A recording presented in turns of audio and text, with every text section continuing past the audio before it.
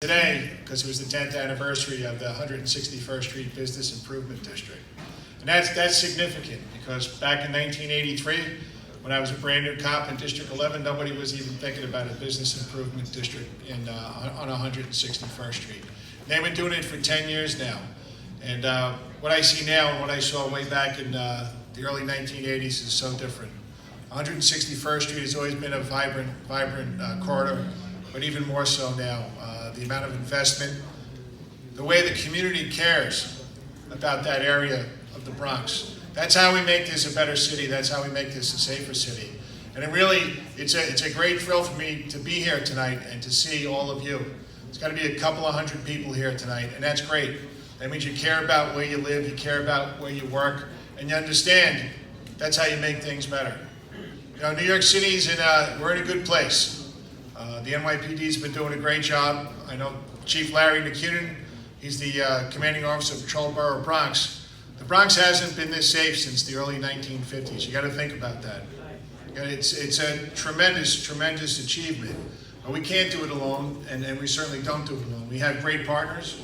Darcel Clark is the Bronx District Attorney. I was with her this morning too. They work that they do to make sure they do it in a fair manner, but to make sure that there's also consequences for people who engage in criminal behavior. So no one in New York City expects that crime's going to go up. So the only way we're going to continue to push crime down is to come out, meet with the communities.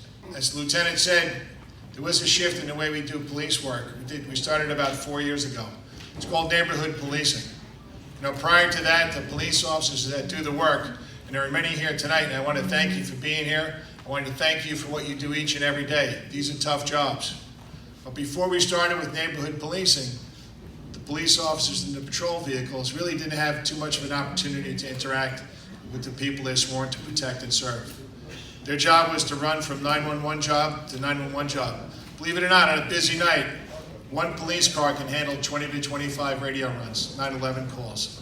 So where in that model of policing does anybody have an opportunity to make any connections? But now they do. They patrol the same sectors every day. We have the neighborhood coordination officers who are doing a fantastic job. And they're making those connections and building on those connections, meeting people in the community. And I think that's the best part about being a cop. As I said, I've been doing this for a long time. The best part about it is not only the people that you work with, and I've never worked with better people than the people in the NYPD, but the people that you get to see every day and how much they care about their community. And that's really a testament to everybody that's here tonight. The NCOs are doing a terrific job. I look forward to your questions. I don't want to stand up here too long and talk because I want to make sure, maybe not that everybody gets to ask a question because there's a couple of hundred of you, but that we get to as many questions as possible. And I know there's a lot of things to talk about. You know, we talk about crime a lot. How crime is down in the city.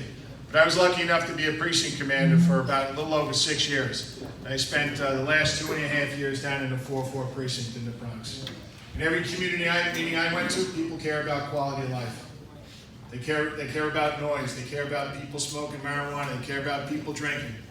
They care about a lot of things. We talk about violence, but also we need to discuss quality of life.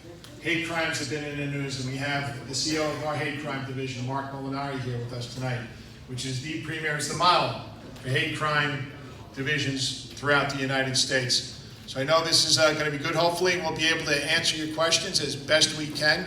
A lot of things, it's not just crime. We can talk about whatever you want. We can talk about the opioid crisis. We can talk about counterterrorism. We can talk about quality of life. We can talk about crime. We can talk about traffic enforcement. We can talk about traffic. Everybody loves to talk about traffic. So I look forward to your questions. And again, thank you for having me here tonight. I think I missed last year's 2018, right? I don't know where it was. You came in 2017. Yeah, okay. I came in 2017. I don't know what excuse I used last year not to be here, but I guess I couldn't use it 2 years in a row. So it's a pleasure to be here, and I really look forward to your questions. Thank you very much.